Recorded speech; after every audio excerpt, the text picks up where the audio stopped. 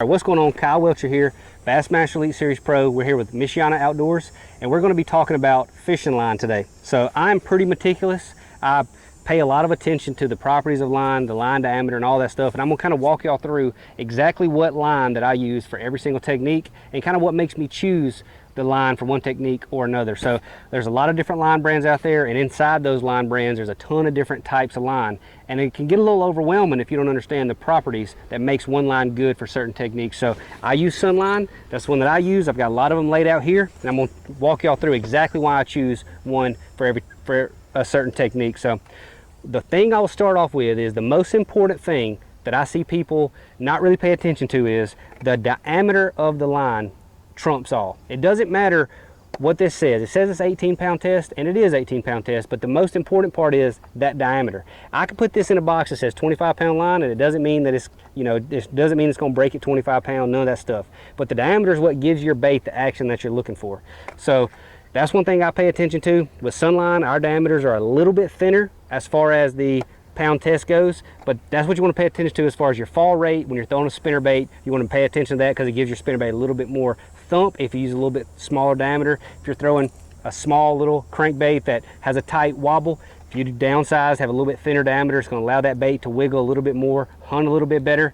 So this right here is the Sunline shooter. This is the one that I use for techniques like flipping. Like this right here is my flipping rod. This is 22-pound Sunline shooter.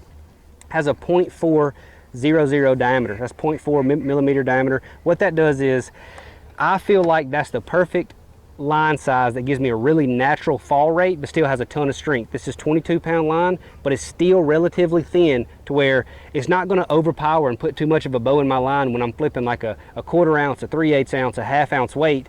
The line doesn't overpower the fall rate of the bait, and that's the most important thing. Is when you're flipping these baits, the reason you choose a certain bait is because the action that it imparts itself when it's falling through the water. So you don't want a line that's going to create too much drag and make that bait not fall perfectly. So the 22-pound 0.4 diameter, that's the one to me that has a ton of strength and still has a really good fall rate. The reason I choose shooter for flipping is it's the strongest line with the least amount of stretch that Sunline offers. I really like it because I can set the hook as hard as I want to, winch them out of heavy cover, swing them in the boat, and never think twice about it, because this line is a very high quality, dense, strong line. A lot of people seem to favor fishing with the FC Sniper, and the reason a lot of people choose this line is it's a lot more of a soft line. This line is going to be really good for every type of casting bait, a lot of dragging baits. If you're going to, flip some lighter Texas rig and stuff like that, it'll be good for that. But it's a very good line as far as casting goes. Very soft. It does not have much memory, but it also has a lot of strength, and it also comes in some very thin diameter. So you want to pay attention to that. This 18-pound is the same size as the shooter, 18-pound, because they are the same the same brand.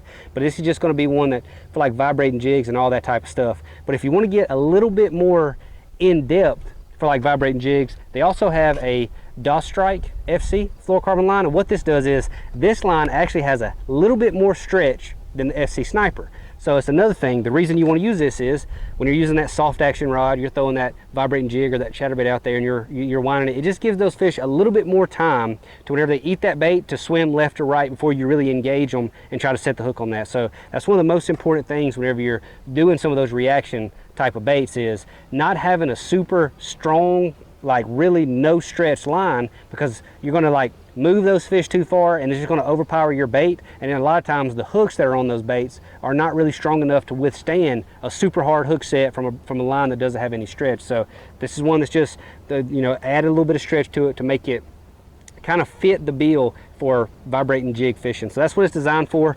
But that's why I kind of choose one over the other as far as the fluorocarbon goes. We've got a couple more ones, like the Structure FC has a little bit more abrasion resistance to it whenever you're fishing it deep over rock piles and stuff like that. Still has really good thin diameters for the pound test, but a little bit more abrasion resistance whenever you're fishing a little bit deeper. Another big key is paying attention to what braid you're using for every application. So you can see I've got right here, I've got a topwater walking bait, and then I've got a frog.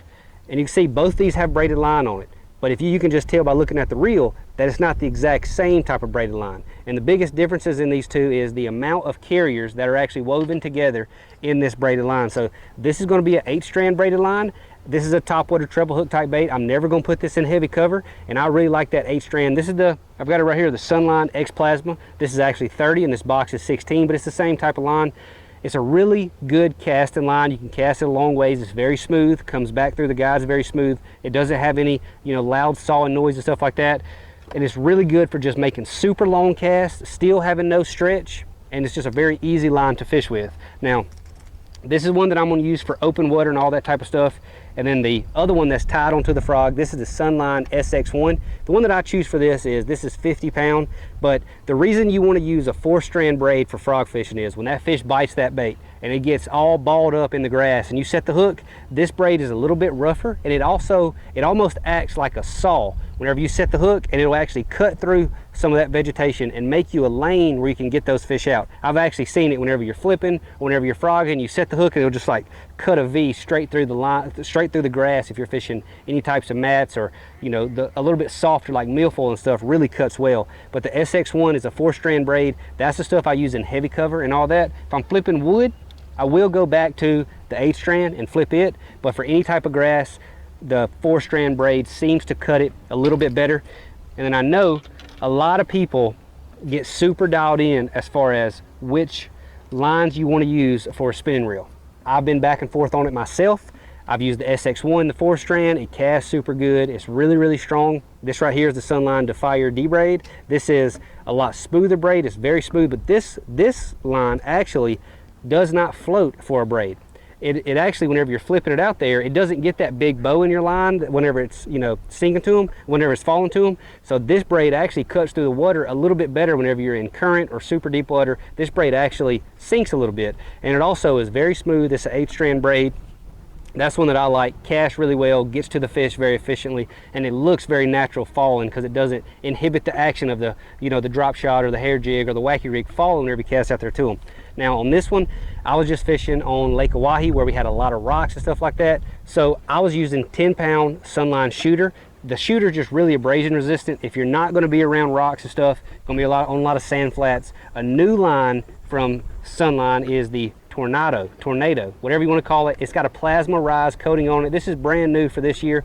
This is a very, very soft, very supple leader line. This has a decent amount of stretch to it, but the manageability of this is just crazy. Whenever you tie a knot with this, it just seems to come together super easy. Your knot strength's going to be really good. The line's very soft, but it's not going to be super abrasion resistant. So if you're on sand flats and you want something that's super natural and easy to cast, this is a really good leader line for that. So that's kind of the basis of why I choose certain lines for every single technique. But just pay attention to the fall rate you get with the actual line diameter of the bait, and you'll be able to fine tune sometimes on some pressured fisheries. You'll be able to fine tune it and get everything a little bit more dialed in on fall rates to get a few more bites. So that's the Sunline that I use.